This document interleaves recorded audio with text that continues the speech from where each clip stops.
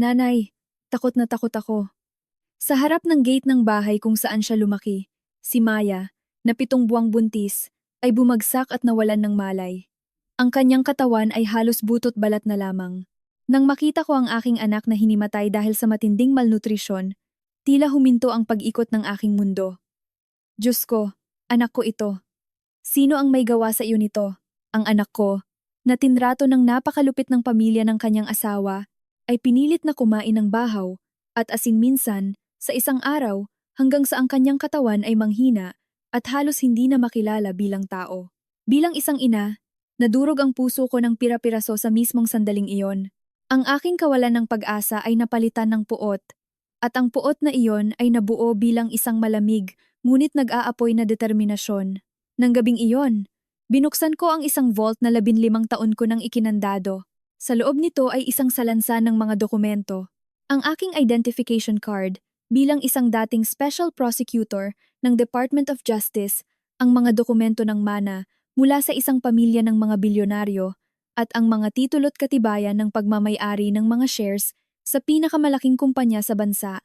Ngayon na ang oras upang ipakita ko kung sino talaga ako. Ilang araw pagkatapos nito, tuluyang nawasak ang pamilya ng biyenan ng anak ko. Bago magsimula ang kwento, huwag kalimutang mag-subscribe at i-like ang channel na Pag-ibig sa likod ng pagsisinungaling. Isulat din sa comment section kung saang lungsod kayo nakikinig upang mas maging mainit ang ating pagbati. 6:00 ng umaga sa Tagaytay. Tulad ng dati, gumising ako ng maaga upang magdilig ng mga halaman sa bakuran. Palagi kong ikinasisiya ang sandaling ito, ang paglanghap ng malamig at payapang simoy ng hangin sa madaling araw. Simula nang magpakasal si Maya at lumipat sa Metro Manila, nagkaroon ako ng bagong nakasanayan. Ang mas maagang paggising, dahil ang bahay na ito ay naging napakatahimik nang wala siya. Dati, palaging may kaluskos si Maya sa kusina o tunog ng buhos ng tubig sa banyo na umaalingaw-ngaw sa buong bahay. Ngayon, ang tanging naririnig ko ay ang sarili kong mga yabag. Sa simula pa lang, nakaramdam na ako ng hindi maganda noong pumayag ako sa kasal ni Maya. Ang atmosfera sa pamilya ng kanyang mapapangasawa ay napakalamig at formal. Lalo na ang mapanuring tingin ng kanyang biyenang babae. Nararamdaman kong hindi tatratuhin ng tama ang aking anak. Ngunit dahil sinabi ni Maya na mahal niya ang lalaki, hindi ko siya matanggihan. Nanay, magiging masaya po ako, sabi ni Maya sa akin noong gabi bago ang kanyang kasal. Ang pag-alala sa kanyang maaliwalas na ngiti ng panahong iyon ay nagpapapangilo sa aking puso. Parang kailan lang, pero 8 buwan na pala ang nakalipas. Kani-kanina lang, unti-unting dumalang ang komunikasyon namin ni Maya at labis ko itong ikinabahala. Dati, araw-araw siyang tumatawag para manggumusta. Nitong nakaraang buwan, ako na ang palaging unang tumatawag at madalas ay hindi pa niya sinasagot. Kung sagutin man niya, ang boses niya ay tila walang sigla at pagod na pagod. Ayos lang po ako, Nay. Medyo napapagod lang dahil sa pagbubuntis. Palaging iyan ang sagot niya. Ngunit hindi kailanman madadaya ang kutob ng isang ina.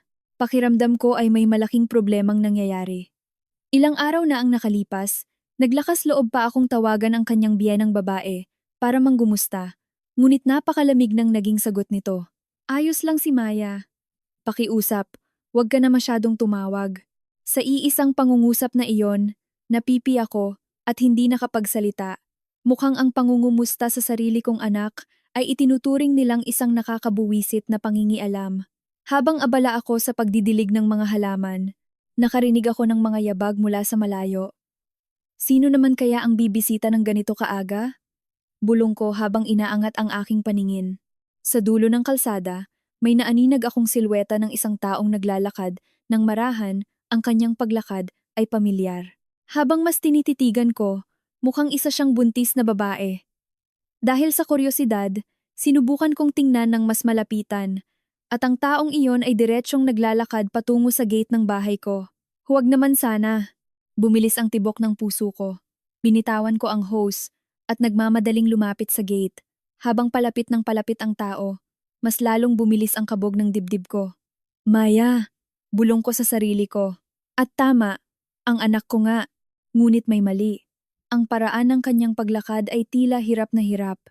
Naglalakad siya ng ilang hakbang, tapos ay hihinto. Paulit-ulit niya itong ginawa. Nang makita ko ang mukha ni Maya ng malapitan, tila huminto ang paghinga ko. Halos hindi ko na siya makilala. Ang mukha niya ay napakanipis, hanggang sa lumabas na ang buto sa kanyang pisngi. Ang kanyang mga mata ay lubog, at ang kanyang mga labi ay putlang-putla. Sabi niya ay 7 buwan na siyang buntis, pero hindi ganoon kalaki ang kanyang tiyan. Ang kanyang mga braso at binte ay mas naging patpatin pa kumpara noong bago siya magpakasal. Ang damit na suot niya ay lolaw na lolaw, parang isinabit lang sa hanger. Diyos ko, Maya, sigaw ko nang hindi sinasadya. Itinaas ni Maya ang kanyang kamay, sinusubukang kumatok sa gate, ngunit naubusan na siya ng lakas. Bigla siyang napaupo sa lupa, nang hihina. Nang makita kong dumating siyang may dalang isang maliit na bag lamang, alam kong may masamang nangyari. Sa labis na pagkataranta, binuksan ko ang gate at tumakbo para yakapin siya. Ang pagkakita sa kanyang mukha ng malapitan ay mas lalong nagbigay sa akin ng gulat. Ang kanyang pisngi ay napakanipis hanggang sa ang kanyang panga ay malinaw na nakikita at ang kanyang mga mata ay lubog na parang isang taong may malubhang sakit. Anak, anong nangyari? Hinaplos ko ang kanyang mukha gamit ang aking nanginginig na mga kamay. Ang balat niya ay napakatuyo at magaspang. Tumulo ang aking mga luha. Ang galit ay nagsimulang kumulo sa aking dibdib. Ano ang ginawa ng pamilya ng kanyang asawa para hayaang magkaganyan ng anak ko? Nanay, tanging isang salita lang ang nasabi ni Maya sa boses na halos hindi na marinig. Tila ilang araw na siyang hindi nakakainom ng tubig. Sa sitwasyong ito, alam kong kailangan ko siyang dalhin agad sa ospital. Napakalubha ng kanyang kondisyon. Tumakbo ako sa kapitbahay at sumigaw upang humingi ng tulong. Tulong! Tumawag kayo ng ambulansya! Hinimatay ang anak ko! Buong buhay ko, hindi pa ako sumigaw ng ganoon kalakas. Ngunit sa harap ng aking anak, nawala ang lahat ng aking pagiging kalmado. Ang gulat kong kapitbahay ay agad na tumawag ng ambulansya. Habang naghihintay, inihiga ko ang ulo ni Maya sa aking hita at hinaplos ang kanyang likod. Laking gulat ko nang maramdaman kong nakaumbok ang kanyang mga buto sa bawat paghaplos ko. Ayos lang anak. Nandito na si nanay. Magiging maayos din ang lahat. Bulong ko ng paulit-ulit. Kahit na ang sarili kong puso ay hindi talaga maayos, sinisi ko ang aking sarili dahil hindi ko agad napansin ang pagdurusa ng aking anak. Nang dumating ang ambulansya, seryosong sinuri ng mga paramedic ang kondisyon ni Maya. Napakababa ng blood pressure niya at grabe ang dehydration. Sabi nila, saka agad siyang kinabitan ng swero. Sa loob ng ambulansya, patuloy kong hinawakan ang kamay ni Maya. Ang kamay niya ay napakanipis, tila butot balat na lang.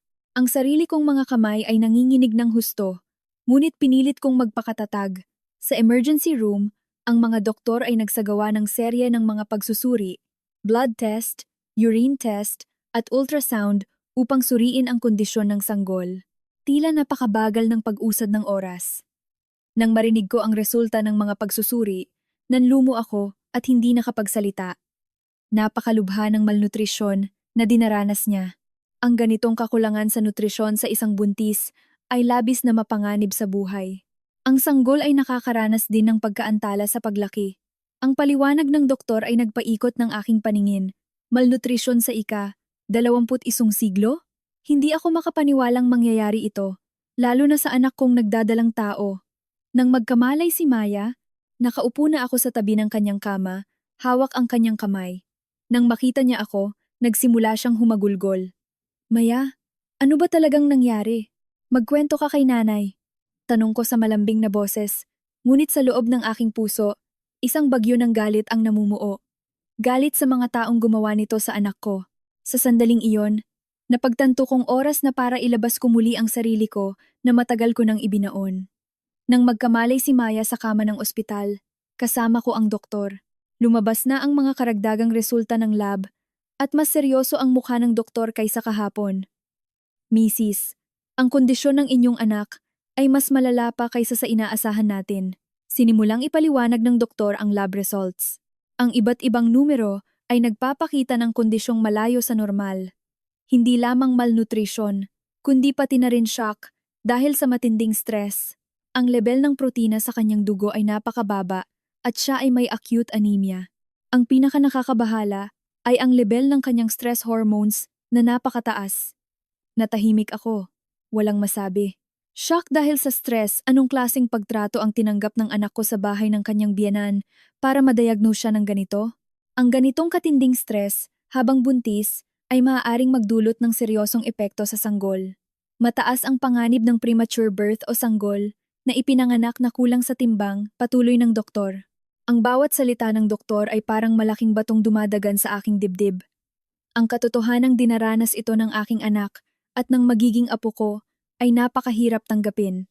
Dahan-dahang iminulat ni Maya ang kanyang mga mata at tumingin sa akin. Ang kanyang mga mata ay puno pa rin ng takot, na tila nag-aalalang may darating at sasaktan siyang muli. Maya, ligtas ka na ngayon. Nandito si nanay. Hinawakan ko ng mahigpit ang kanyang kamay, ngunit patuloy pa rin siyang palingalinga ng may kaba.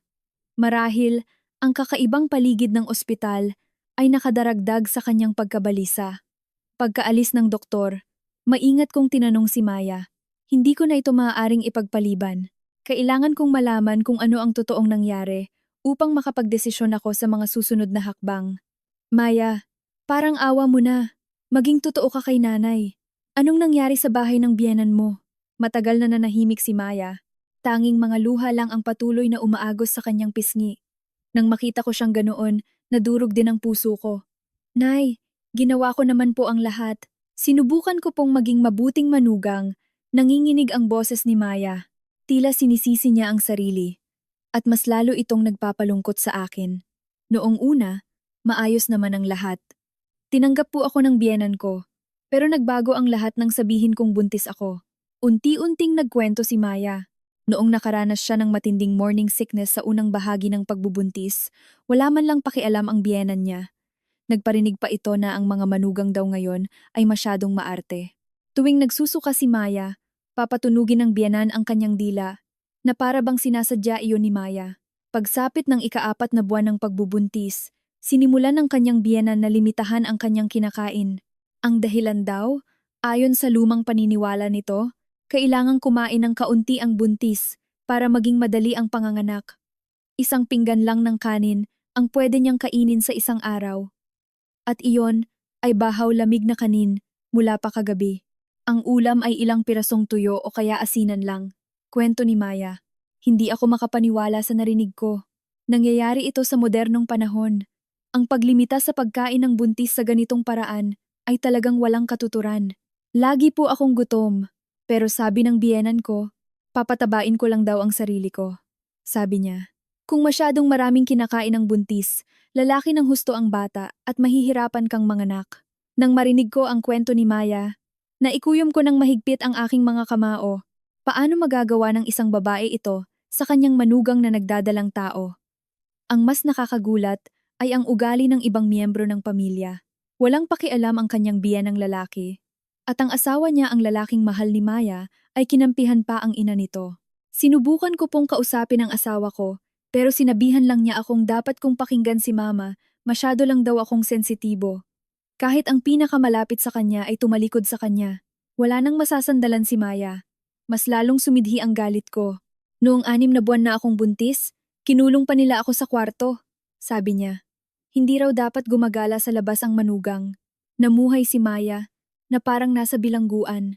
Nakakapunta lang siya sa OBGYN kapag kasama ang biyenan niya at kung talagang kailangan lang. Sabi ng doktor, kailangan ko raw dagdagan ang nutrisyon ko. Pero ang sagot ng biyenan niya, ano bang alam ng doktor? Binaliwala pa ng biyenan ang payo ng doktor. Nagulat ako. Sa anong basehan niya ginawa ang napakakitid na desisyong iyon? Nagpatuloy ang kwento ni Maya. Madalas din daw magbitiw ng masasakit na salita ang biyenan niya. Akala mo ba dahil buntis ka, lalambingin ka na?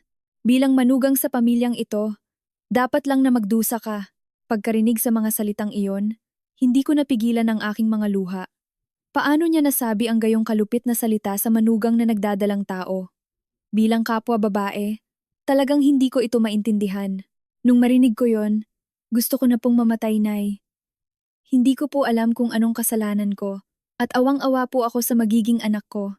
Nang makita ko si Maya na humahagulgol habang nagkukuwento, nagkadurog-durog ang puso ko. Ang katotohanang mag-isang tiniis ng anak ko, ang lahat ng pagdurusang ito ang nagpalugmok sa akin.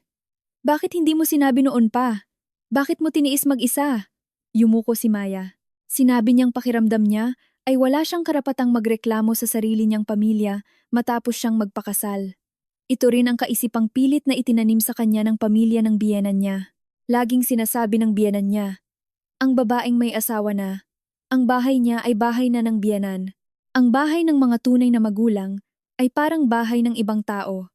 Labis akong nagalit na na-brainwash ang anak ko ng ganitong makalumang pag-iisip. Nakakagulat na may mga taong nag-iisip pa rin ng ganito sa ika-21 siglo. Sinabi ni Maya na ang mga huling linggo ang pinakamahirap. Kadalasan ay wala siyang nakakain sa buong araw. At kung kakain man siya, kailangan itong gawin ng patago. Kagabi, sobrang gutom ko po at sinubukan kong buksan ang ref. Pero nahuli ako ng biyanan ko. Nagalit siya at inakusahan akong nagnanakaw ng pagkain sa gabi. Ang sandaling iyon ang sagad na hangganan ng pasensya ni Maya. Hindi na niya kaya. Kaninang madaling araw, lihim siyang tumakas mula sa bahay na iyon. Alam ko pong hindi na sana ako dapat pumunta rito, Nay. Pero wala na po talaga akong ibang mapupuntahan. Pagkatapos kong marinig ang buong kwento ni Maya, matagal akong natahimik. Naghalo-halo ang galit, lungkot, at pakiramdam ng pagkakasala. Nagalit ako sa sarili ko dahil hindi ko nalaman ang pinagdadaanan ng anak ko. Kasabay nito, handa nang sumabog ang galit ko sa pamilya ng kanyang biyanan. Paano nila nagawa ito sa isang buntis? Wala ba silang konsensya? Nang gabing iyon, matapos makatulog si Maya, nagpabalik-balik ako sa paglalakad sa pasilyo ng ospital, nag-iisip ng malalim. Paano ko reresolbahin ang problemang ito? Paano ko mapoprotektahan ang aking anak at apo? Akong namuhay ng tahimik at simple sa mahabang panahon, ay naramdamang oras na upang ipakita ang kabilang mukha ng aking sarili. Hindi ko palalagpasin ang mga taong nanakit sa anak ko. Sa ika-4 na araw ng pananatili ni Maya sa ospital, nagbigay rin sa wakas ang doktor ng magandang balita. Dahil sa IV nutrition, naging matatag ang kanyang blood pressure at bumuti ang kanyang dehydration. Ang pinakamahalaga, bumalik na sa normal ang kondisyon ng sanggol. Iyon ang pinakanakakaginhawang balita. Ngayon, ang pinakamahalaga ay bed rest at sapat na nutrisyon sa bahay. At ang pinakaimportante sa lahat, dapat talaga siyang umiwas sa stress. Paalala ng doktor. Pagkarinig doon, nangako ako sa aking sarili. Sisiguraduhin kong hindi na kailanman mararanasan ni Maya ang ganoong stress. Tatapusin ko ang problemang ito mula sa pinakaugat nito. Matapos iuwi si Maya, pinahiga ko siya ng komportable sa kanyang kwarto. Pagbalik niya sa kwarto ng kanyang pagkabata, tila labis na gumaan ang pakiramdam niya. Nakita ko kung gaano siya ka-tense noong mga nakaraang araw. Napakasarap po sa pakiramdam na nasa bahay, Nay. Nakalimutan ko na kung kailan ako huling nakaramdam ng ganitong kapayapaan.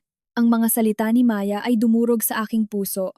8 buwan pa lang siyang kasal, pero sabik na siya sa kanyang tunay na tahanan. Patunay iyon kung gaano kahirap ang buhay niya sa biyenan niya.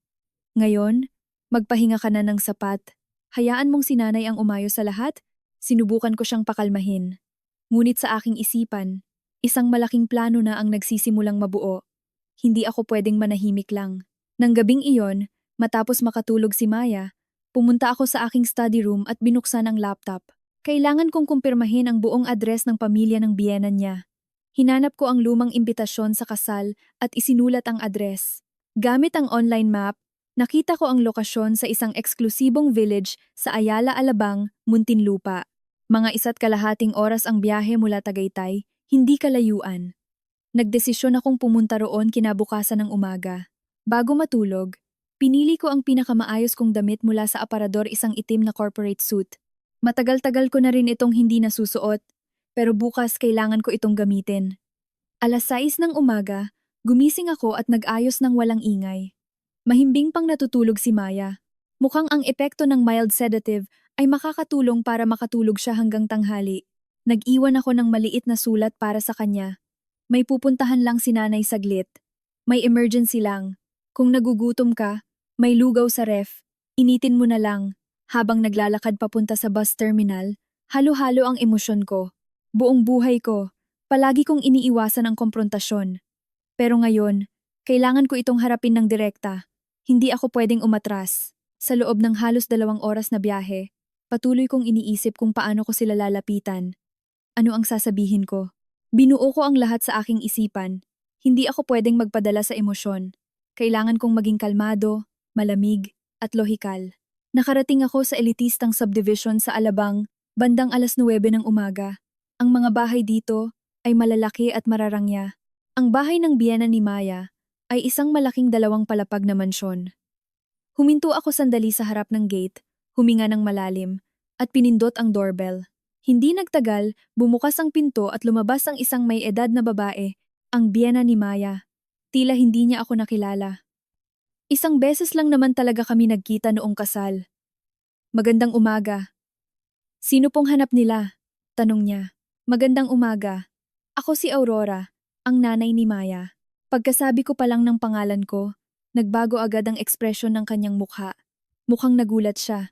Oh, anong kailangan niyo at naparito kayo? Kakaiba ang reaksyon niya. 3 araw nang nawawala ang manugang niya sa bahay, pero hindi man lang siya nagmumukhang natataranta. Tila alam niya kung nasaan si Maya. Naparito ako dahil kay Maya. Pwede ba tayong mag-usap sandali? Dito na lang tayo mag-usap. Hindi na kailangang pumasok. Sinubukan niya akong pigilang makapasok, pero hindi ako aatras. Sa tingin ko, mas makabubuting sa loob tayo mag-usap. Sa huli, napilitan siyang papasukin ako sa sala. Ang silid ay maluwang at marangya, puno ng mga mamahaling kasangkapan. Pagkaupo ko pa lang, sinimulan na niya agad ang usapan. Kaya, ano na namang sinusumbong ni Maya sa'yo? Sinabi ba niyang masama kami sa kanya? Defensive agad siya. Patunay iyon na nakakaramdam siya ng pagkakasala. Kasalukuyang nakakonfine si Maya sa ospital dahil sa malnutrition at shock mula sa matinding stress. Ang kanyang mukha ay kakikitaan ng saglit na pagkagulat, ngunit mabilis niya itong itinanggi. Malnutrition? Anong ibig mong sabihin hindi namin siya pinapakain? Ang anak mo lang ang masyadong maarte. Walang hiya talaga ang reaksyon niya. Hinayaan nilang magutom ang buntis nilang manugang hanggang sa magkasakit, tapos ayaw pa ring aminin ang kasalanan. Totoo bang pinapakain niyo lang siya ng isang platong malamig na bahaw araw-araw? Tiyak kong tanong. Tila nanigas ang mukha niya. Ah, kaya pala ganun ang sumbong niya. Ganyan talaga ang mga manugang ngayon. Konting bagay, pinalalaki. Patuloy pa rin siyang nagtatanggi at pilit na binabaliktad ang katotohanan na parang pinalalabas niyang sinungaling si Maya. Nang sandaling iyon, may narinig akong boses ng lalaki mula sa kabilang kwarto. Mukhang ang biyenang lalaki. Sino yan? Sagot ng biyenang babae ng malakas, nanay ni Maya. Hindi nagtagal, lumitaw ang biyenang lalaki, kasunod ang asawa ni Maya. Nakapagtataka, dapat nasa opisina siya ngayon. Ma, bakit po kayo napapunta bigla? Alanganing bati ng asawa ni Maya. Hindi man lang siya nagmumukhang nag-aalala kahit 3 araw nang hindi umuuwi ang asawa niya. Alam mo ba kung nasaan si Maya ngayon? Diretsyong tanong ko. Gusto kong makita ang reaksyon niya. Hindi po ba nasa bahay niyo siya? Sabi niya medyo masama raw ang pakiramdam niya nitong mga nakaraang araw. Tama ang kutob ko. Wala talaga siyang pakialam. Ang asawa niyang buntis ay may malubhang sakit, pero hindi man lang siya nagpakita ng kahit konting interes. Nakakonfine si Maya sa ospital dahil sa malnutrition. Sabi ng doktor, ngayon lang siya nakakita ng buntis na ganito kalala ang kondisyon sa nutrisyon. Pagkarinig sa sinabi ko, bahagyang nagbago ang ekspresyon nila. Ngunit ayaw pa rin nilang aminin ang kasalanan nila. Hindi ba nag-OOA lang ang doktor nyo? Ang mga buntis ngayon, masyado talagang spoiled. Sabat ng biyenang lalaki, hinahamak pa ang medical diagnosis. Kung ganoon, gusto nyo bang pumunta sa ospital para makita nyo mismo? Naroon lahat ng medical records niya at pwede niyong makausap ang doktor ng personal. Nang ilatag ko ang konkretong ebidensya, natahimik sila. Ngunit makalipas ang ilang saglit, naghanap na naman ng palusot ang biyenang babae. Ginawa namin iyon para sa kabutihan ni Maya. Sabi nila, kapag masyadong marami ang kinakain ng buntis, mahihirapan siyang manganak. Sinong doktor ang nagsabi niyan? Nutrisyon ang pinakamahalaga sa mga buntis. Common sense yan. Nabasa ko sa internet. At ganyan din ang ginagawa ng mga matatanda noon. Isang katawa-tawang palusot. Naniwala sila sa impormasyong walang basehan at isinabuhay ito ng sukdulan hanggang sa manganib ang buhay ng kanilang manugang. Naalala niyo rin ba na sinabihan niyo si Maya? Akala mo ba dahil buntis ka, lalambingin ka na? Namula ang mukha ng biyenan. Halatang naalala niya iyon. Iyon ay simpleng payo lang. Payo para sa manugang na nagbubuntis. Alam niyo ba kung gaano nasaktan ang anak ko nang marinig niya yon? Nagsimulang tumaas at tumalim ang boses ko. Ibang-iba sa dati kong malumanay na sarili. Tila hindi nila inaasahan na magre-react ako ng ganito. Marahil inakala nilang isa lang akong ordinaryong may bahay, na uuwi matapos magreklamo ng kaunti. Mula ngayon, hindi na pwedeng mangyari ito. Kapag gumaling na si Maya at bumalik siya rito, kailangang magbago ng lahat. Anong ibig mong sabihin sa magbago? Tanong ng biyenang lalaki na tila hindi nagustuhan ang sinabi ko. Ibig sabihin, kailangan nyo nang simulan na tratuhin si Maya bilang isang tao. Wala nang manugang na buntis na gugutumin. Hindi namin siya ginugutom! Sabat ng biyenang babae. Ah, ganon? Kaya nagsisinungaling ang doktor? At peke ang diagnosis niya ng malnutrisyon? Dahil sa mga ebidensyang patuloy kong binabanggit, nawalan na sila ng sasabihin. Sandaling katahimikan. Dahan-dahan akong tumayo at nagbigay ng huling babala. Babalik si Maya rito kapag lubusan na siyang gumaling. Hanggang sa panahong iyon, mas makabubuting marami na kayong binago. Tinatangka mo ba kaming takutin? Sabi ng biyenang babae na may halong pangungutya. Hindi ito pananakot, kundi isang makatwirang hinihingi. Ganoon ba kahirap na tratuhin ang manugang niyo bilang isang tao? Hindi sila nakasagot. Malinaw na alam nilang mali sila. Mukhang kailangan niyo ng oras para mag-isip. Pag-isipan niyo itong mabuti hanggang sa tuluyang gumaling si Maya. Pagkasabi ko niyan, umalis na ako sa bahay nila. Paglabas ko, sumulyap ako sa likuran at nakita silang tatlong nakatayong matigas na may tensyonadong mukha. Habang naglalakad pabalik sa bus terminal, pakiramdam ko ay tapos na ang unang misyon ko. Kahit papaano, alam na nila ngayon kung gaano kaseryoso ang sitwasyon. Pero hindi pa ito sapat. Para sa isang permanenteng solusyon, kailangan ko ng mas mabigat na aksyon. Ipinapakita ng ugali nila na hindi sila basta-basta magbabago. Sa loob ng bus pa uwi, sinimulan kong buuin ang susunod na bahagi ng aking plano. Ngayon ang tamang oras para kumilos ng seryoso. Pagbalik mula sa bahay ng mga biyenan, naupo akong nag-iisip sa sofa ng sala. Ang mga nangyari kanina ay patuloy na umiikot sa isip ko. Ang kanilang aroganteng pag-uugali at ang kanilang walang katuturang pagdadahilan ay patuloy na umaalingaw-ngaw sa pandinig ko. Nagpapahinga pa rin si Maya sa kanyang kwarto. Salamat sa Diyos at bumubuti na ang kondisyon niya at nagsisimula nang bumalik ang gana niya sa pagkain. Ngunit sa tuwing nababanggit ang tungkol sa pamilya ng kanyang asawa, makikita pa rin ang matinding takot sa kanyang mukha. Ang usapan namin kanina ay nagkumbinsi sa akin ng isang bagay. Hindi kailanman magkukusang magbago ang mga taong iyon. May malaking posibilidad pa nga na mas lalo nilang pahihirapan si Maya kung babalik siya roon. Ang pakikipag-usap ng maayos ay hindi gagana. Bulong ko sa aking sarili habang pinapatibay ang aking determinasyon. Oras na para ihinto ko ang pagiging ordinaryong ginang ng tahanan. Kailangan kong ibalik ang dati kong sarili. Pumasok ako sa aking study room at binuksan ang drawer ng mesa. Mula sa pinakailalim, kinuha ko ang isang lumang notebook. Ang notebook na huli kong ginamit 15 taon na ang nakakaraan. Sa loob nito ay nakasulat ang napakaraming contact numbers mula sa panahon na nagtatrabaho pa ako sa Habang nililipat ko ang bawat pahina, nagsimulang bumalik ang mga lumang alaala. Ang mga pangalan ng aking mga kasamahang nag-imbestiga sa mga kaso kasama ko, ang mga opisyal sa iba't ibang ahensya na nagtulungan sa amin, at ang mga juniors ko na ngayon ay siguro'y nasa matataas na posisyon na. Sa dami ng mga pangalan, pumili ako ng unang tatawagan, si Javier.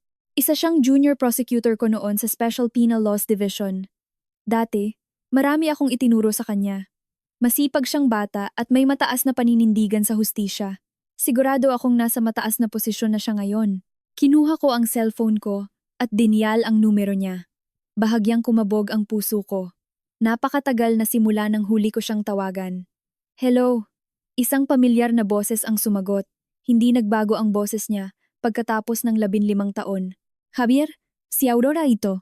Natahimik siya sandali. Halatang nagulat siya. Ma'am Aurora? Kayo po ba talaga to, Ma'am Aurora? Paano? Tumigil siya. Ang boses niya ay halatang masaya, ngunit gulat na gulat. Matagal-tagal din tayong hindi nagkita. Pasensya na sa biglaang pagtawag. May oras ka ba? Siyempre naman po, ma'am. Kumusta na po kayo? Saan po kayo ngayon? Simpleng buhay na lang ang meron ako. Pero ngayon kailangan ko ng tulong mo. Ano po yon, ma'am? Kahit ano po, tutulungan ko kayo. Ang boses ni Javier ay tulad pa rin ng dati, puno ng katapatan. Mataas ang respeto niya sa akin, kaya alam kong mapagkakatiwalaan ko siya. Masyadong mahaba para ipaliwanag sa telepono. Pwede ba tayong magkita?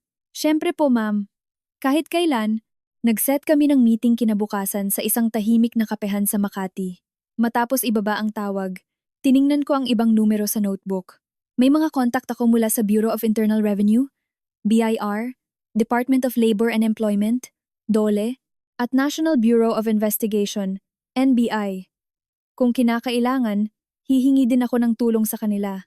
Nang gabing iyon habang kumakain ng hapunan kasama si Maya, nagtanong ako ng maingat, Maya, may napansin ka bang ibang kakaiba sa bahay ng biyenan mo? Baka may kinalaman sa pera?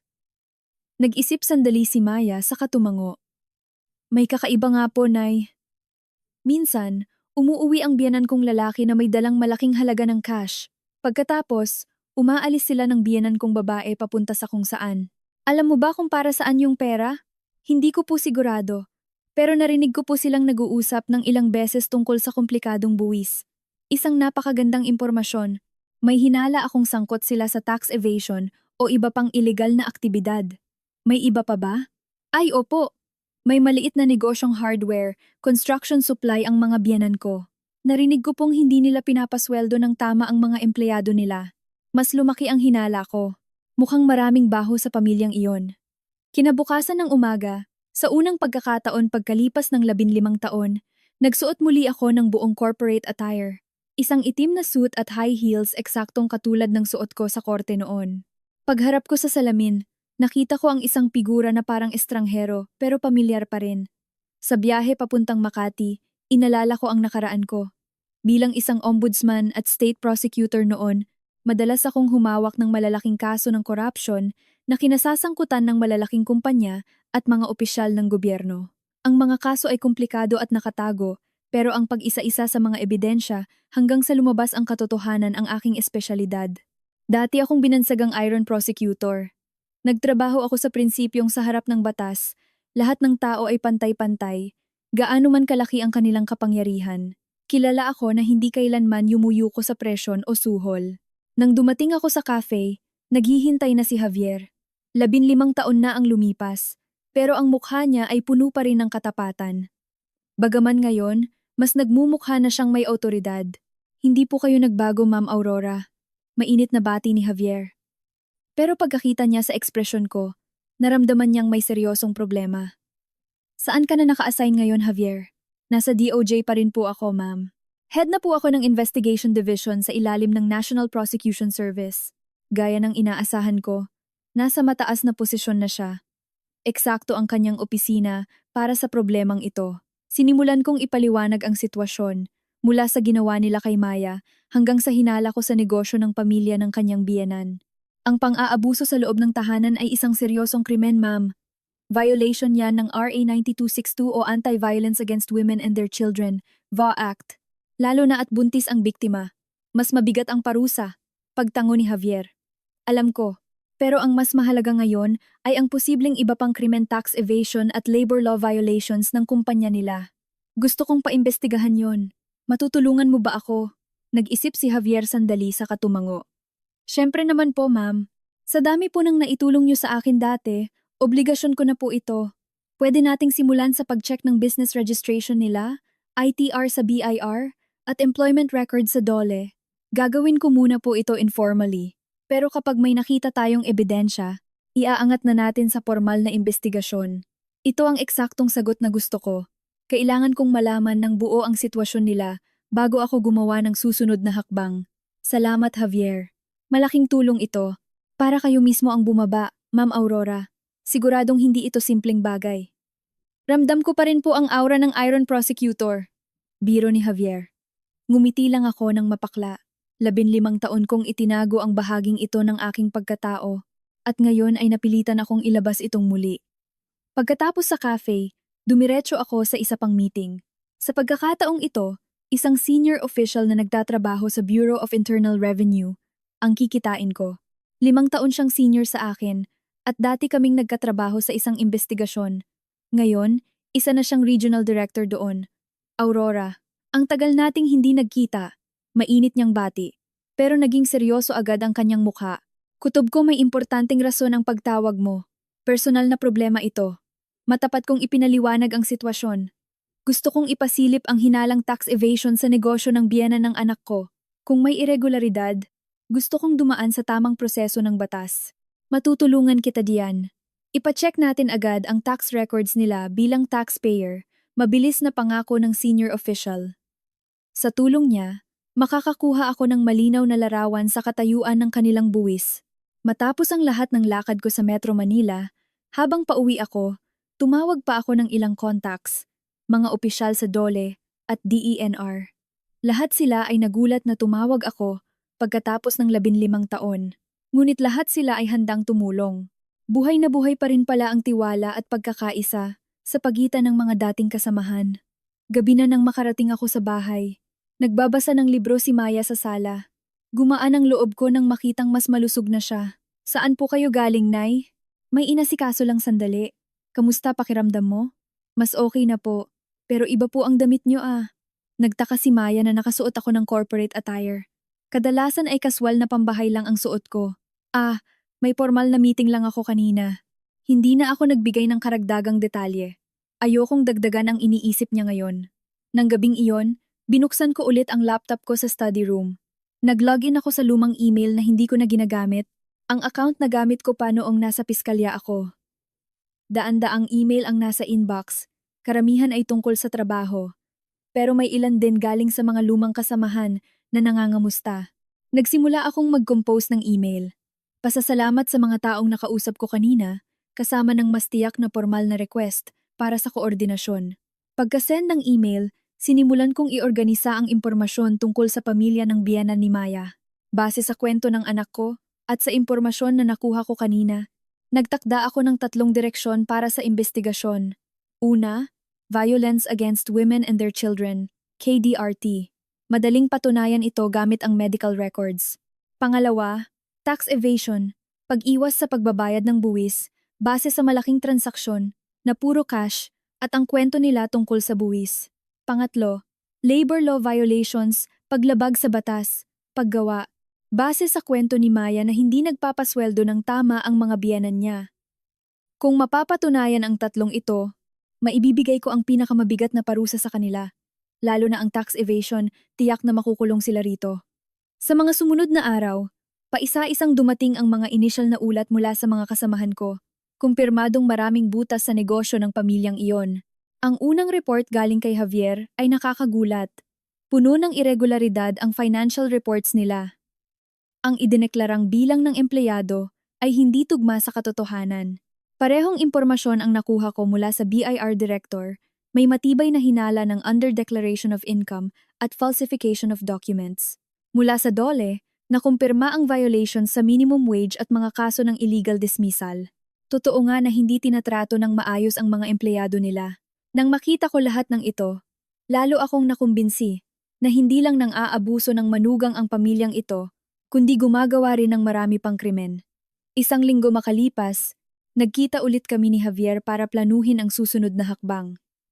Ma'am, sobra-sobra na ang mga ebidensyang ito para mag-file ng formal na kaso, sabi ni Javier. Tumango ako. Sa wakas, dumating na ang oras para sa formal na aksyon. Kung ganoon, simulan na natin. Kailangan nilang pagbayaran ang ginawa nila sa anak ko. Pagkasabi ko ng mga salitang iyon, pakiramdam ko paglipas ng 15 taon, nagbalik muli ang tunay na prosecutor Aurora. Sa ikalawang meeting kasama si Javier, nabuo ang masinsinang plano para sa investigasyon. Isa-isang nakumpirma ang mga posibleng kasong isasampa laban sa kanila. Ngayon, aakyat na kami sa formal na paghaharap. Pag-uwi sa bahay, muli kong binuksan ang vault na matagal nang hindi nagalaw. Bukod sa identification card ng prosecutor, may mga iba pang mahahalagang dokumento. Mga dokumentong magpapatunay sa kabilang bahagi ng aking pagkatao na hindi ko kailanman kinwento kahit kanino. Sa pinakailalim ng vault, may isang lumang sobre na selyado. Ibinigay ito sa akin ng tatay ko bago siya namatay. Dati, hindi ko masyadong pinapansin ang nilalaman nito at itinago ko lang. Nang buksan ko, bumulaga sa akin ang mga legal na dokumento kabilang ang huling habilin ng aking ama. At ang pinakamahalaga, may dokumentong nagpapatunay na ang nagtatag ng isa sa pinakamalaking kumpanya sa industriya ng real estate at development sa Pilipinas, ang Maharlika Prime Group, ay ang aking ama, si Don Arturo Mendiola. Dati, sinabi sa akin ni Papa, Aurora, kung gugustuhin mo, kahit kailan pwede mong kunin ang pamamahala ng kumpanya. Pero sa tingin ko, mas mahalagang mabuhay ka kung paano mo gusto. Nirespeto ko ang kagustuhan niya at pinili ko ang pagiging piskal. Matapos magpakasal, mas pinili ko ang simpleng buhay. Ngunit, ang mga yaman at mana ng tatay ko ay nakapangalan pa rin sa akin. Habang sinusuri ko ang mga dokumento, nadiskubre ko ang isang nakakagulat na katotohanan. Malaking bahagi ng shares ng Maharlika Prime Group ay nakapangalan pa rin sa akin. Ganoon din ang ilang real estate properties at financial assets. Sa buong panahong iyon, pinamahalaan ito ng isang professional asset management firm. Taon-taon lang akong nakakatanggap ng maikling report at hindi kailanman nakialam. Subalit sa usaping legal, ako pa rin ang majority shareholder at ang tunay na may-ari ng Maharlika Prime Group. Nang mapagtanto ko ito, naintindihan ko kung bakit nag-iwan ng ganitong kalaking pamana ang ama ko. Tila naramdaman na niya na balang araw ay kakailanganin ko ito. Kinaumagahan, tinawagan ko ang Asset Management Office ng Maharlika Prime Group. 15 taon na rin akong hindi tumatawag sa kanila. Magandang umaga. Si Aurora Mendiola ito. Medyo naguluhan ang nasa kabilang linya. Pero hindi nagtagal. Sumagot ito sa pinakamagalang na tono. Ma'am Aurora, ang kaisa-isang anak ng yumaong Don Arturo Mendiola. Isang malaking karangalan po. Kumusta na po kayo? Maayos naman ako. May oras ba kayo? Gusto kong makipagkita. Siyempre po ma'am, kung kailan niyo po gusto. Nagkasundo kaming magkita kinabukasan sa main headquarters ng Maharlika Prime Group sa BGC Taguig. Sa araw ng pagkikita, nagsuot ulit ako ng corporate suit at pumunta sa BGC. Ang main office ng kumpanya ay isang nagtataasang skyscraper sa gitna ng business district ng Taguig. Pagpasok ko pa lang sa lobby, ramdam ko na ang karangyaan at kapangyarihan. Pagkabanggit ko ng pangalan ko sa reception, agad silang tumawag sa taas. Ilang saglit pa, isang may edad na lalaking nakasuot ng mamahaling suit ang bumaba para salubungin ako. Ma'am Aurora, welcome po. Isang malaking karangalan na makaharap kayo.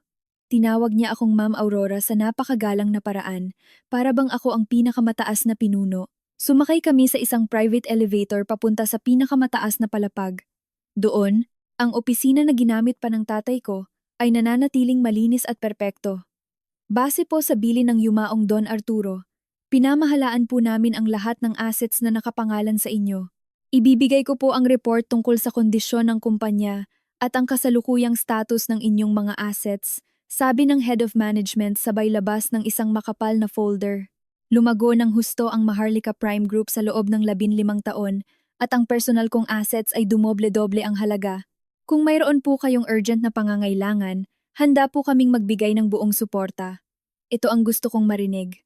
Upang resolbahin ang issue sa pamilya ng biyanan ng aking anak, hindi sapat ang personal na hakbang. Pero gamit ang kapangyarihang ito, ibang-iba na ang labanan. Sa totoo lang, may kailangan ako. Personal na problema ito, pero nangangailangan ng legal na aksyon. Mabilis na nakaintindi ang Head of Management. Ano po ang maitutulong namin, ma'am? Kaya po naming i-deploy ang pinakamagagaling naming legal team at investigative team. Ipinaliwanag ko ng maikli ang sitwasyon. Ang kaso ng VAWC na naranasan ni Maya at ang mga iba't ibang paglabag sa batas ng kumpanya ng pamilya ng kanyang biyenan. Bubuuin po agad namin ang isang special task force. Bukas na bukas din ay mag-uumpisa na sila. Ang puwersa at impluwensya ng Maharlika Prime Group ay lagpas pa sa inaasahan ko. Kinabukasan, isang pangkat ng professional private investigators ang nagsimulang magkalap ng impormasyon tungkol sa kumpanya ng biyenan ni Maya. Pagkalipas ng 2 araw, dumating ang unang report mula sa investigative team. Eksaktong-eksakto at napakadetalye ng pagkakasaliksik nila sa sitwasyon ng pananalapi ng biyenan. Ang problema ay mas malala pa sa inaasahan ko.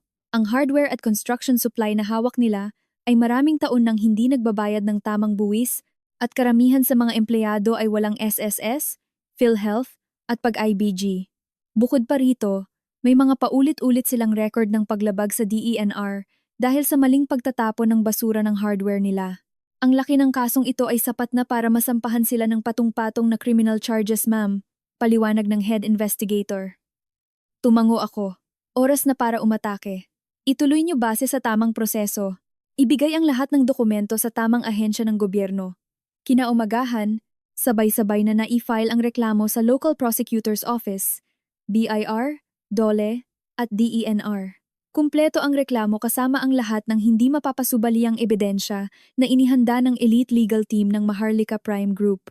Tanghali ng araw na iyon, tumawag si Javier. Ma'am, may mga pumasok na reports mula sa iba't ibang ahensya laban sa mga biyenan ni Maya.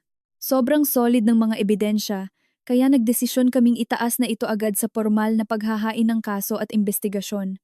Gaya ng inasahan ko, haharap na ngayon ang mga biyenan sa opisyal na investigasyon at patong-patong na kaso.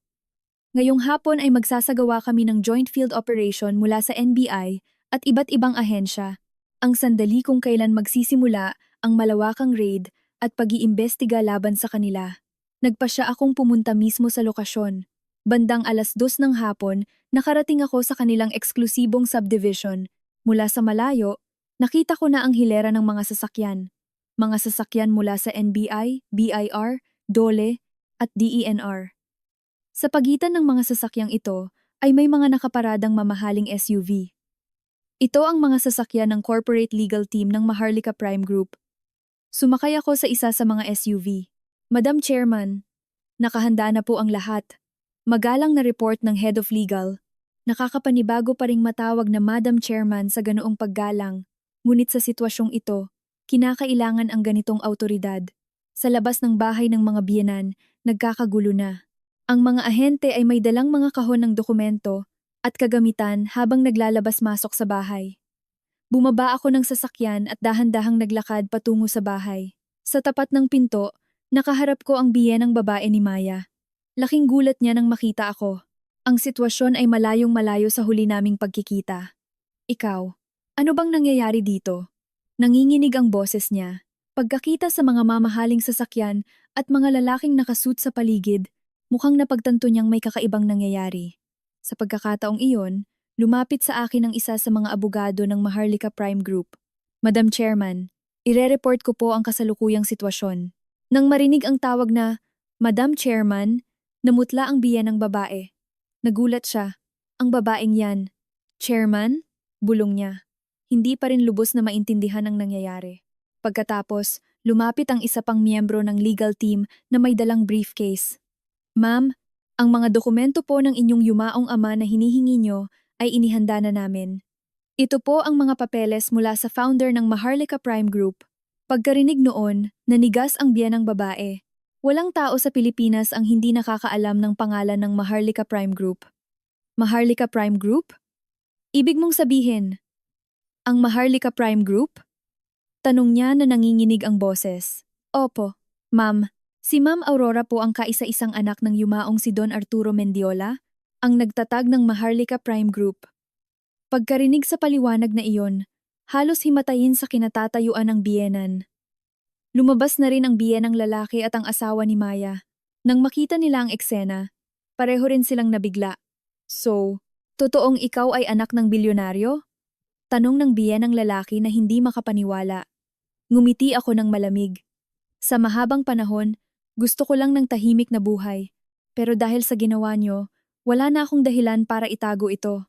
Nang sandaling iyon, lumabas ang isang NBI agent at piskal at sinabi sa kanila, Sir, Ma'am, nagsasagawa po kami ng search and seizure para sa kasong tax evasion, patong-patong na paglabag sa Labor Code at VAWC. Kailangan niyo pong sumama sa amin para sa karagdagang investigasyon. Kataranta ang bumalot sa pamilya ng mga biyenan. Akala nila, ang nanay ng manugang nila ay isang simpleng ginang lamang. Ang katotohanang ako ay dating matapang na piskal at tagapagmana ng bilyonaryong korporasyon ay nagbigay sa kanila ng matinding shock. Ikaw ang may gawa ng lahat ng ito? Histerikal na sigaw ng biyenang babae. Hindi ko ito gawa, kundi mga nararapat na aksyong dapat mangyari. Ito ang kabayarang dapat ninyong harapin sa mga ginawa ninyo sa anak ko. Malamig kong sagot. Nang araw na iyon, ang tunay kong pagkatao na nagtago sa loob ng 15 taon ay sa wakas ay lumabas. Ano bang naging kasalanan namin para tratuhin ng ganito? Ang hayaang magutom at magkamalnutrisyon ang manugang mong buntis. Sa tingin nyo hindi yon kasalanan? Natahimik sila. Nagdagdag ang isang opisyal mula sa BIR. Magsasagawa kami ng reassessment sa lahat ng tax records ninyo sa loob ng nakaraang 3 taon. Ang mga labor violations ninyo ay puspusan ding iimbestigahan. Lahat ng baho nila ay sabay-sabay na lumabas. Pinanood ko ang lahat ng iyon na may halong pait sa puso. Ngunit nang maalala ko ang paghihirap ni Maya, alam kong ito ay dapat gawin. Simula ngayon, lahat ay idadaan na sa batas. Magbabayad kayo ng malaki sa kalupitang ginawa niyo sa anak ko. Pagkarinig sa huling sinabi ko, wala na silang nasabi pa. Naintindihan na nila kung gaano kalala ang sitwasyong kinakaharap nila. Nanatili ako roon hanggang sa matapos ang pag-iimbestiga. Nakita ko kung paano kinumpiska ang kanilang mga dokumento at kung paano sila isinakay sa sasakyan ng mga awtoridad. Sa biyahe pa uwi, naisip ko, ngayong araw na ito, naibunyag ko ang 2 pagkatao ko na nakatago ng 15 taon bilang Prosecutor Aurora at bilang tagapagmana ng Maharlika Prime Group. Hindi ko alam kung paano ko ipapaliwanag ito kay Maya, pero alam kong wala na akong dapat itago. Ito ang patunay na para protektahan ang anak ko, handa akong gawin ang lahat. 2 araw matapos ang raid sa bahay ng biyenan ni Maya, tumawag si Javier para sa initial report ng investigasyon. Ang problemang natuklasan ay mas malala pa sa inaasahan ko. Ma'am, hindi lang ito simpleng pag-iwas sa buwis. Sindikato na ang galawan dito, seryosong sabi ni Javier. Inamin niya na sa loob ng 15 taon niya bilang prosecutor, bihira siyang makakita ng ganitong kalakas na loob. Ang kumpanya nila ay nagtatago ng mahigit kalahati ng kanilang kinikita sa loob ng 5 taon. Gumagawa sila ng mga pekeng kontrata para mag-report ng mas mababang kita at ibinubulsa ang sobrang pera. Ang halaga ng buwis na hindi nila binayaran ay umaabot sa higit 250 milyon. Ang ganitong kalaking halaga ay walang piyansa at pasok na sa heinous crime para sa tax evasion. Ang mas nakakagulat ay ang pagtrato nila sa mga empleyado. Sa mahigit 20 empleyado nila, kalahati doon ay hindi inirehistro sa SSS, PhilHealth o Pag-ibig. Pati minimum wage ay hindi ibinibigay. May mga tumestigo pa na naaksidente sila sa trabaho, ngunit hindi man lang binigyan ng tulong medikal. Ang report mula sa DOLE ay nag-ungkat ng mas nakakikilabot na katotohanan. May 3 kaso ng illegal dismissal sa mga empleyadang babae dahil lang nalaman na buntis sila at ang utos ay nagmula mismo sa biyanang babae ni Maya. Ang DENR naman ay nakakita ng paglabag. Ang mga nakakalasong kemikal mula sa hardware ay basta na lang itinatapon sa kalapit na ilog. Maraming beses nang nagreklamo ang mga residente, ngunit laging binabalewala. Sa madaling salita, ang pamilyang ito ay isang pugad ng krimen tax evasion, labor exploitation, at environmental pollution. Lahat ng iligal na gawain ay pinasok nila. Kinahapunan, nagbigay din ng report ang Maharlika Prime Group Legal Team tungkol sa potensyal na kasong sibil. Pwede po tayong humingi ng damages para sa mental anguish na sinapit ni Ma'am Maya. Bukod sa medical bills, ang moral damages ay napakataas, paliwanag ng abogado. Pwede rin daw kaming magkaso ng libel, defamation, dahil sa mga paninira nilang sinungaling at maarte si Maya. Nagdesisyon akong ituloy ang lahat ng kasong pwedeng isampa. Kailangan nilang harapin ang lahat ng pananagutan. Sa 3 araw, tumawag ang kampo ng biyanan. Ang biyanang babae ang nasa kabilang linya, pero ibang-iba na ang boses niya. Kami. Inaamin na po naming mali kami. Parang awa mo na. Patawarin mo kami. Ito ang unang pagkakataon na inamin niya ang kasalanan niya. Ngunit huli na ang lahat. Ngayon ka lang humihingi ng tawad? Tulong, parang awa mo na. Ipatigil mo na ang investigasyon. Ngayon lang namin nalaman kung sino ka talaga. Ang biyenan ko ay sumusuko na. Naisip lang niya ang mali niya, nang malaman niyang ang nanay ng manugang niya ay dating piskal at bilyonaryo. Noong tinatrato mo ng ganoon si Maya, hindi mo ba inisip yan? Nabulag kami. Hindi namin alam. Dahil hindi niyo alam na mayaman ako, kaya niyo bang gutumin ang manugang ninyo? Kaya niyo bang magnakaw sa buwis ng gobyerno? Hindi siya makasagot. Wala na siyang maidahilan. Umaandar na ang investigasyon. Hindi ko ito pwedeng ipatigil. Kailangang dumaan ang lahat sa proseso ng batas. Anong gagawin namin? Panagutan niyo ang ginawa ninyo. Pagkababa ko ng telepono, naramdaman ko ang pait. Kung naging mabuti lang sana sila, at inamin ang mali nila nang mas maaga, marahil hindi hahantong sa ganito ang lahat. Nang gabing iyon, sinabi ko kay Maya ang lahat, ang totoong pagkatao ko, at ang umiikot na kaso laban sa pamilya ng kanyang asawa. Noong una, hindi makapaniwala si Maya. Ang katotohanang ang kanyang ina ay dating iron prosecutor at heiress ng malaking korporasyon ay nakakabigla para sa kanya. Kaya, kaya, kaya ganun pala kayo katibay, Nay? Oo, matagal ko itong itinago. Pero nang makita ko ang ginawa nila sa'yo, hindi ako pwedeng tumunganga lang. Nagluha ang mga mata ni Maya. Pakiramdam niya, naging pabigat siya, kaya kinailangan kong buksan ang nakaraan ko. Huwag kang makonsensya. Ginawa lang ng nanay ang dapat niyang gawin. Isang linggo makalipas, pumutok ang balita tungkol sa pamilyang iyon sa media. Mula sa lokal na balita hanggang sa national TV. Construction Supply Company. Inimbestigahan sa multi-million tax evasion. Ang balita ay nag-cover din sa pang-aabuso sa buntis nilang manugang na nagpasiklab ng matinding galit mula sa publiko.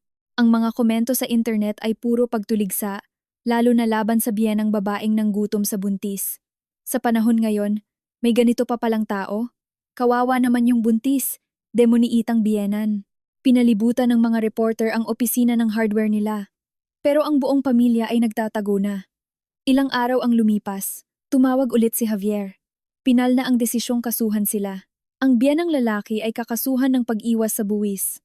Sa ganoong kalaking halaga, siguradong kulong siya. Ang biyenang babae ay kakasuhan din ng paglabag sa batas paggawa at VAOC pang-aabuso. Dahil buntis ang biktima, mahihirapan silang makakuha ng probation o piyansa. Idadamay din ang asawa ni Maya bilang accomplice dahil hinayaan niyang mangyari ang krimen. Lahat silang pamilya ay kalakalad ka rin sa korte, na lahat ay may banta ng pagkakakulong. Paano ang negosyo nila? Tanong ko. Siguradong bankrupt na, ma'am. Sa laki ng multa sa buwis at sa dami ng kaso, hindi na sila makakapag-operate. Basag na basag ang kanilang kayamanan. Kukunin ng gobyerno ang lahat ng ari-ariang iligal nilang nakuha. Paano ang mga inosenteng empleyado? Mabuti na lang po at may ibang construction companies na handang tumanggap sa kanila at binigyan din sila ng assistance program. Nakahinga ako ng maluwag na hindi madadamay ang mga walang sala. Isang buwan ang nakalipas, lumabas ang unang desisyon ng husgado. Tulad ng inaasahan, lahat sila ay papatawan ng pagkakakulong. Ang biyenang lalaki ay nahatulan sa tax evasion. Ang biyenang babae ay nasentensyahan dahil sa KDRT, VUHA at DOLE violations. Ang asawa ni Maya ay nasentensyahan din. Sa hatol, mariing kinundena ng hukom ang aksyon ng biyenang babae. Ang paggutom sa buntis hanggang mamalnourished ay isang krimeng walang kapatawaran.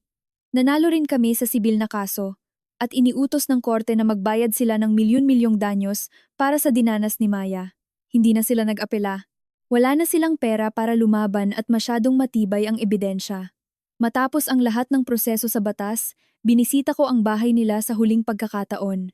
Walang tao sa bahay, nakatakda na itong i-foreclose.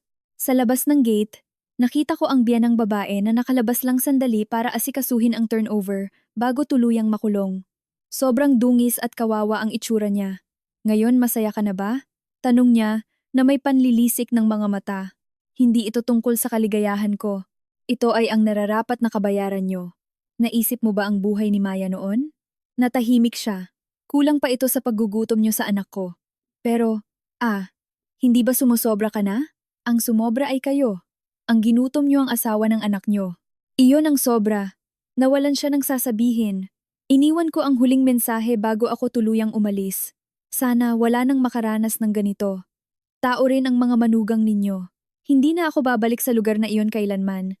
Sa biyahe pa uwi, inisip ko ang pinagdaanan namin sa nakalipas na 2 buwan. Mula sa ordinaryong nanay tungo sa pagiging piskal at heiress. Mahirap, pero hindi ako nagsisisi. Gagawin ko ito ng paulit-ulit para protektahan si Maya. Si Maya ay lubos ng gumaling. Nawala na ang stress niya at normal na ang bigat niya at ng sanggol. Ang kanyang biyenan ay nasa likod na ng rehas at ang proseso ng annulment, declaration of nullity of marriage, ay umuusad na ng mabilis. Wala nang dahilan para madikit pa kami sa pamilyang iyon. Nang gabing iyon, habang kumakain kami ni Maya, sinabi ko, "Ngayon, mag-uumpisa na tayo ng bagong buhay." Ngumiti si Maya at tumango. Nagsisimula pa lang ang totoong buhay natin bilang mag-ina, Nay. Isang linggo, matapos lumabas ang pinal na hatol, may isang di inaasahang nangyari. Lumitaw ang biyanang babae ni Maya sa harap ng bahay namin bago pa man siya tuluyang ilipat sa kulungan. Naglalakad-lakad kami ni Maya sa hapon nang makita namin ang isang taong nakayuko sa harap ng gate namin. Paglapit namin, siya pala. Ang angas at kayabangan niya dati ay buradong-burado na. Ang buhok niya ay gulo-gulo, gusot ang damit, at walang buhay ang kanyang mga mata. Maya, Maya, tawag niya sa paos na boses. Umatras si Maya. Andun pa rin ang trauma. Agad kong pinapasok si Maya sa loob. Ayokong ma-stress ulit ang anak ko. Ano pang kailangan mo rito? Tanong ko ng malamig. Pagkakita sa akin, lumuhod ang biyanang babae sa lupa. Parang awa mo na. Iligtas mo kami. Habang nakikita ko siyang nakaluhod at nagmamakaawa, wala akong naramdaman kahit kaunting awa. Bakit ngayon niya lang naisipang gawin ito? Ngayon ka lang humihingi ng tawad? Maling-mali kami. Ang tanga-tanga namin. Nanginginig ang boses niya, ngunit hindi natinag ang puso ko. Dahil sa katangahan niyo, kinaya niyong gutumin ang buntis? Hindi. Sinunod lang namin ang lumang tradisyon. Kahit ang mga matatanda noon ay hindi gugutumin ang buntis. Putol ko sa kanya. Natahimik siya. Pinal na ang hatol ng korte. Wala na akong magagawa. Siguradong may paraan pa. Makapangyarihan kayo. Akala niya ata kaya kong ibaliktad ang korte dahil lang sa pera. Siyempre, hindi iyon posible. At kung posible man, hinding-hindi ko gagawin. Noong ginawa niyo yun kay Maya, nag-isip ba kayo? Kapag nalaman niyong mayaman ako, dun niyo lang siya tatratuhin ng tama? Namula ang mukha niya. Natatakot lang kayo sa taong may kapangyarihan. Pero ang anak ko, minaliit niyo. Wala siyang masabi. E paano yung anak ko? Siya ang ama ng bata. Isang amang walang kakayahang protektahan ang asawa niya. At kinampihan pa ang ina niya. Wala akong balak na patawarin ang lalaking iyon. Nang marinig niya iyon, humagulgol siya ng malakas. Dahil sa lakas ng iyak, lumabas si Maya. Nanay, okay lang po ba kayo? Nag-alalang tanong ni Maya. Pagkakita kay Maya, lalong umiyak ang biyanan. Patawarin mo si Lola. Mali si Lola. Ngunit hindi man lang siya tinignan ni Maya. Tila nakasara na ng tuluyan ang puso ng aking anak. Maya, nakaluhod na ang lola mo. Patawarin mo ako. Tapos na ang lahat. Sagot ni Maya nang may napakalamig na boses. Ang imahe ng dating masunuring manugang ay nawala na. Lumuhod ang biyanan sa harap ni Maya, ngunit umiwas ng tingin ng aking anak. Kahit isang beses lang.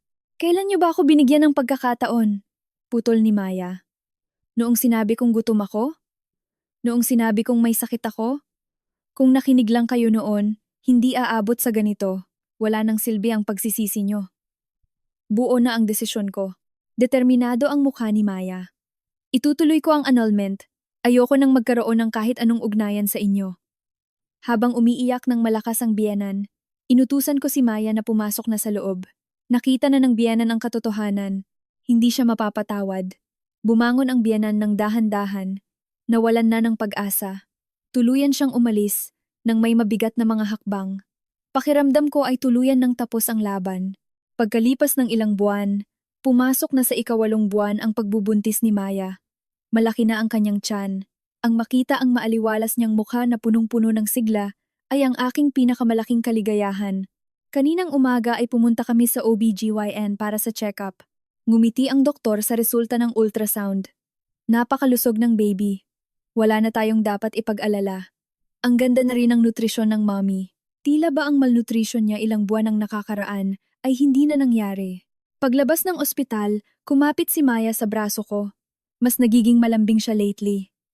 Nay, ang ganda ng panahon, no? Oo nga. Napakasarap ng sikat ng araw ngayon. Isang bagong kabanata ang nagsisimula. Pumunta kami sa parke at umupo sa bench. Nay, ang saya-saya ko po. Biglang sabi ni Maya ng seryoso.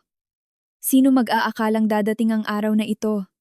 Dati, halos gusto ko nang sumuko. Salamat po, nanay. Naluha ako sa sinabi niya. Wala yon, anak. Ginawa ko lang ang obligasyon ko. Pero ang galing niyo po, nay. Pina dating piskal, tapos bilyonarya pala. Ngumiti ako. Ang pinakamahalaga sa lahat ng posisyong iyon ay ang pagiging ina ko. Ang maprotektahan siya ang pinakamahalagang bagay para sa akin.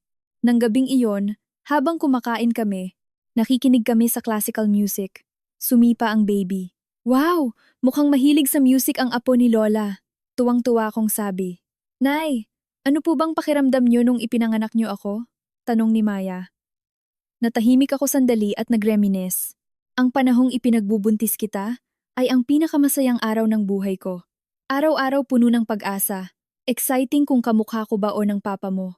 Nagliwanag ang mukha ni Maya. Ang takot niya noon ay tuluyan ng napawi. Siguradong maganda siya, kamukha ng nanay niya.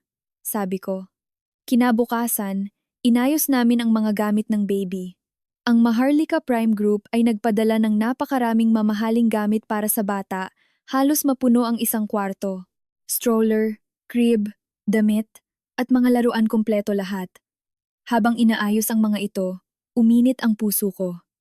Nang makatulog na si Maya, naupo ako sa sala. Pinagnilayan ko ulit ang mga nangyari. Totoong nagpapasalamat ako na may kapangyarihan ako para iligtas ang anak ko at gagamitin ko ito paulit-ulit para sa kanya kung kinakailangan. Ang relasyon namin sa pamilya ng biyenan niya ay tuluyan ng natapos at tinanggap na nilang lahat ang kanilang parusa sa kulungan. Kinagitnaan ng Hunyo, naramdaman na ni Maya ang hilab. Pasado 3:00 ng madaling araw, dinala namin siya sa ospital. Bandang 2:00 ng hapon, narinig namin ang iyak ng sanggol. Lumabas ang nurse at sinabing, "Congratulations po. Isang malusog na baby girl, 2.9 kilogram." Umiyak ako sa tuwa. Ligtas ang anak at apo ko. Paglabas ni Maya sa delivery room, pawis na pawis siya pero may napakatamis ng ngiti. "Nay, nakita niyo na ang baby? Ang ganda po niya." "Oo anak, kamukha mo." Nakaramdam ako ng matinding emosyon nang makita ko ang apo ko. Munting mga daliri, maliit na ilong, parang isang anghel. "May pangalan na po ba?" tanong ng nurse. Tala Mendiola. Isang bituin na dumating upang magbigay liwanag sa aming buhay. Napakagandang pangalan na pinili ni Maya. Isang buwan matapos manganak, nag-organisa kami ng isang simpleng binyag at salo-salo. Nagpadala ang mga direktor ng Maharlika Prime Group ng mga bulaklak at regalo. Sa family photo namin, kaming 3 henerasyon ng kababaihan. Ako, si Maya, at si Tala ay nakangiti ng pagkatamis-tamis. "Ito na talaga ang bagong simula natin, Nay," sabi ni Maya. Tumango ako. "Oo, tayong 3, mabubuhay ng masaya at payapa." Nang gabing iyon, matapos mapatulog si Tala, nagtsaa kami ni Maya. "May isa akong pinagsisisihan sa pagpapalaki sa iyo, Maya." "Ano po yun, Nay?" "Hindi kita tinuruang maging matapang at palaban. Kaya siguro inabot mo ang lahat ng iyon sa biyenan mo." Nag-isip sandali si Maya. "Hindi po totoo yan, Nay. Ang itinuro niyo po sa akin ay pag-ibig. Dahil sa pag-ibig kaya ako nakatiis ng ganoon katagal. At noong kinakailangan, ipinakita niyo sa akin kung gaano kayo katapang. Isang aral po iyon sa akin. Nakakapawi ng pagod ang mga salita ng anak ko. Ano naman ang gusto mong ituro kay Tala?" "Pagmamahal at tapang. Gusto kong maging mabuti ang puso niya. Pero may kakayahan din siyang ipagtanggol ang sarili niya kapag kailangan." Isang napakatalinong sagot. Proud na proud ako sa anak ko. Kung ganoon, palalakihin natin siyang magkasama. Magtutulungan tayong dalawa. "Opo, Nay." Nang gabing iyon, pinagmasdan ko ang mukha ni Tala na natutulog ng mahimbing. Ang batang ito ay lalaking puno ng pagmamahal. Magiging matatag siyang babae na hindi magpapaapi at hindi kailanman yuyuko sa maling tao. At ang pinakamahalaga, lalaki siyang alam niya ang kanyang halaga. Ang mga bituin sa labas ng bintana ay nagniningning ng napakaliwanag ng gabing iyon. Isang maliit na tala ang dumating sa aming tahanan. Pagkatapos ng 15 taon ng pagtatago ng totoong ako, nahanap ko ulit ito, nailigtas ko ang aking anak, at ngayon ay karga ko na ang aking apo. Ito ay isang perpektong bagong simula. Mula ngayon, mabubuhay ako para sa maliit na pamilyang ito. At iyon lamang ay higit pa sa sapat upang maging maligaya ako.